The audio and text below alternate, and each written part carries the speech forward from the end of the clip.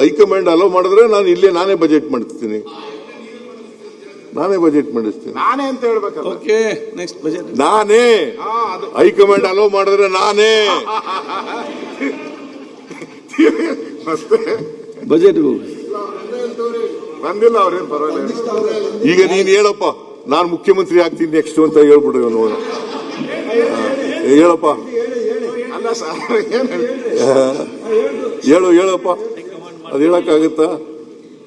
ಅಲ್ಲ, ವಿಜೇಂದ್ರ ಅವ್ರು ಬಿಡೋದೇ ಏನಾಗ್ತೀವಿ ಅಂತ ಹೇಳಕ್ ಆಗೋದಿಲ್ಲ.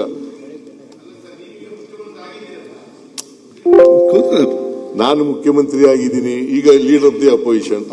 ನಾನು ಹೋದ್ ಸಾರಿ ಲೀಡರ್ ಆಫ್ ದಿ ಅಪೋಸಿಷನ್ ಆಗಿದ್ದೆ. ಆಮೇಲೆ ಹೇಳಪ್ಪ, ಕೂತ್ಕೊಳ್ಳಿ. ಬಜೆಟ್ ಬಗ್ಗೆ ಮುಂದುವರಿಸಿ.